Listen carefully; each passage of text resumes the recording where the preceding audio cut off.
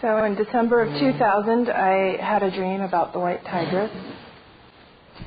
And in the dream, I'm sort of backstage at a place like an animal park. It's like Marine World. There's a lot of construction going on. There's hustle and bustle, people and sets being moved. And then I see a white tigress being carried right in front of me. She's on a board, one person in front, one person in back, and she's on her back. And her legs are in the air, and her feet are wrapped very loosely. There's a rope that goes around one foot, and then the other, and then the other, and then the other. And I'm thinking that's not a very good way to tie up a tiger. And she's very angry. She's very, very angry, and she's trying to get free. She's fully grown. She has a huge head and big paws and long tail. So they carry her by me, and then eventually she jumps up onto a platform made out of logs way above me, and she runs away. So I had this dream. Of course, I knew it was a big dream, a very powerful dream. And I even a year later, I worked this dream in dream groups, and themes came up about feminine power, my own anger. And I am Chinese on my mother's side, but all I knew about tigers was that I was a tiger in Chinese astrology. And what I knew about that was pretty much what you get on a placemat in Chinese restaurants. That's pretty much what I knew. I entered the Indigenous Mind program in 2003. The reason I joined was that I knew I was always meant to tell my family's history. It's going to be an epic movie someday. And at the time that I had the dream, my last maternal ancestor had passed away 6 months earlier. So in 2003, I still didn't know anything about this dream, and entered the program. These are some of the elders that we saw earlier that we learned about. These are, I'm not going to read all of these, but these are the 9 tenets of Indigenous science that Teresa touched on. I'll just read a few of them. Number 4, compared to Western time and space notions, Indigenous science collapses time and space with the result that our fields of inquiry and participation extend into and overlap with past and present. Number 6, Indigenous science is holistic, drawing on all the senses, including the spiritual and the psychic. And my favorite, number 9, humor is a critical ingredient of all truth-seeking, even in the most powerful rituals. This is true because humor balances gravity.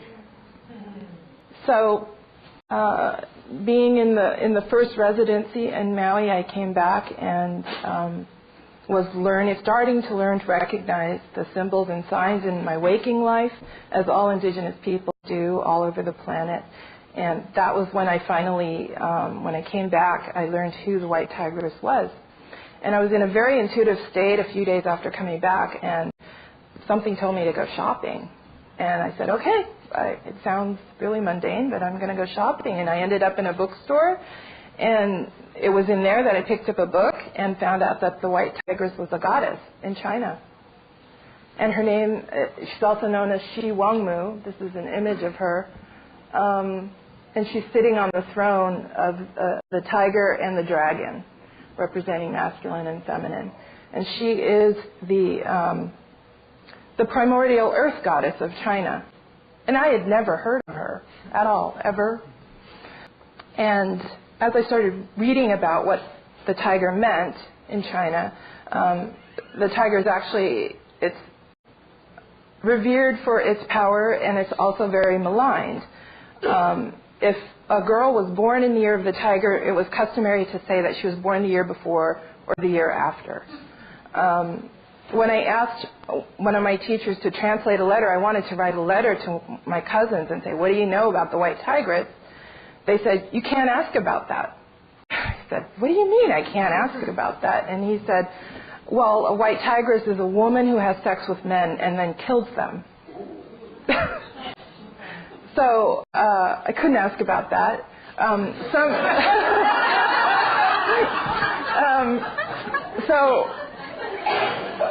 Some chamber pots are sometimes in the shape of the head of a tiger with its mouth open.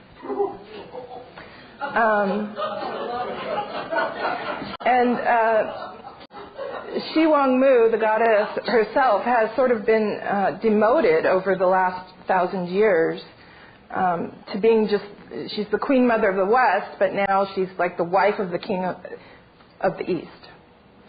So how did that happen? I wondered.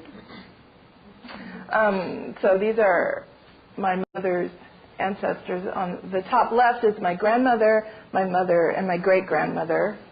And this is me in the middle at the bottom with my mother and my grandmother. And they are from western China, about 2,000 miles inland on the Yangtze River, and just north of Chongqing, which is a very big city on the river. And in my research, I found out that the ancient people of that land were the Ba people, called the Ba people. This is a knife blade, and it depicts a tiger. And the characters have yet to be translated, so I don't even know what they say. But when I researched it, it turns out that the Ba people worship the white tigress. So the very people of the land of my ancestors worship the white tigress. The story about the Ba people is that the king went to the land and spoke to the goddess, the white tigress that was there, and the goddess said, we have all this beautiful tea, rice, silk, let's share it together. But instead the king of the Ba people killed the white tigress and then wore her skin. And to me, I found a parallel in that sort of with the Athena story, who killed the Medusa but then wore her image on her breastplate. So Medusa being an older earth goddess and Athena being a more patriarchal type of goddess. And so the worship of the white tigress has been diminishing from, it was very, people were fanatic. There were legions of devotees worshiping her. So what else happened? These are images of the women of the Tang Dynasty, which ended about 1,000 years ago, and these are images that I can kind of relate to. They're kind of larger sized Chinese women. They're active. Some of them play polo. There's other images of them playing musical instruments or dancing. Around this time also was the rise of Neo-Confucianism, and one of the tenets of Neo-Confucianism is regarding women is when she is young, she obeys her father. When she's married, she obeys her husband. When she's widowed, she obeys her son. So in my mind, there's a connection between the worship of Shi Wang Mu sort of going down and the rise of Neo-Confucianism. So what else was happening at this time? Foot binding started around 1,000 years ago, and it started as a fad. These aren't my ancestors, they're representations of people with bound feet. And although I always knew that Chinese women had bound feet, it never, ever occurred to me that my own maternal ancestors, my own female ancestors had bound feet. It never occurred to me. And I only found out after they had all passed away that the last woman with bound feet in my family was my great-great-grandmother. Okay, the next image is kind of graphic. It shows what happens to feet when they're bound. So in my dream, the rope around the tigress's feet was loosening and unwinding, and she gets loose. And she was angry. And interestingly, in my family, my great-great-grandmother, the last one with bound feet, was the only person considered to be really nice in my family. Like, she would never hit the kids or anything like that. And she also spent a lot of her time kneeling, as my family were herbalists, and she would sort and clean the herbs that way. And my great-grandmother on the right was the first one to have big feet. And she was known to be a very cruel and vicious woman. Like, she would if the grandkids had done something wrong, 2 weeks later she'd throw a bucket of water on them in the middle of the night. She was just really cruel. The story of how she was born in 1900, so it was kind of early for her not to have bound feet, and they usually would start at around age 3 to 6. They would start forming the feet, and the ideal foot was 3 inches long. So a grown woman's foot would fit in the palm of your hand. But the story is that my great-great-grandfather didn't bind his daughter's feet, and when the other villagers said that his daughters would never marry, he said, well, I'm rich enough to have unmarried daughters. So I'm really thankful to him, even though I believe that the unbinding has been very painful for the women in my family. Just like there was a time in the early part of the last century where they outlawed foot binding, so they made all the women unbind their feet, and they couldn't walk without the support of the bandages at that point, so it was very, very painful for them.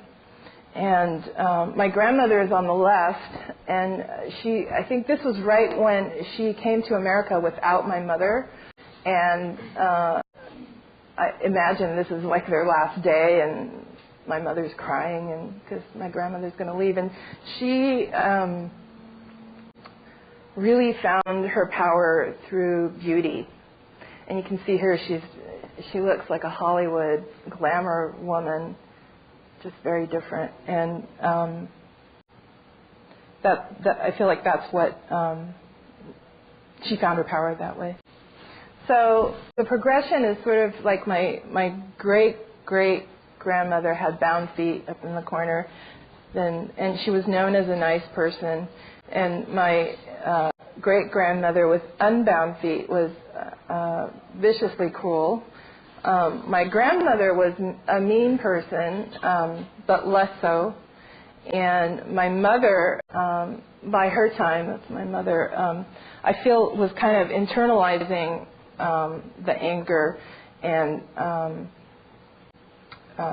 she was bulimic for a very long time. She was in codependent relationships that were very destructive. And that's me.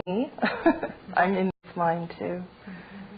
So I have big feet. It's funny because, ever since I was little, I always felt my feet were too big. And I do have big feet. We're size 10.5. And I have wide feet. But even in that picture, they look kind of disproportionately large to me. So my desire to bring this dream out to the public kind of started last December when there was a tiger attack in the San Francisco Zoo, and I kind of felt that it's time. I haven't talked about this dream publicly very much, and I just felt like it's time for her to come out. And I'm also dealing with my own anger issues. I'm starting perimenopause and starting to kind of snap at people sometimes out of the blue. It's kind of unusual for me. The tiger keeps coming up for me. In fact, the first night here, Teresa saw a story on Yahoo about 2 white tiger cubs going on display at a zoo in Canada. So I feel like she really came to me. The goddess really came to me. I had no idea it was her until 3 years later, 8,000 miles away from the very land of my ancestors. She's awakening, and she's angry, and she needs to be seen and heard and freed. I feel like a lot of what I do in my life is kind of for my great-great-grandmother who had bound feet. And so I feel like I walk and I dance for her, I run for her, I march in protest. I feel her with me because she couldn't do that.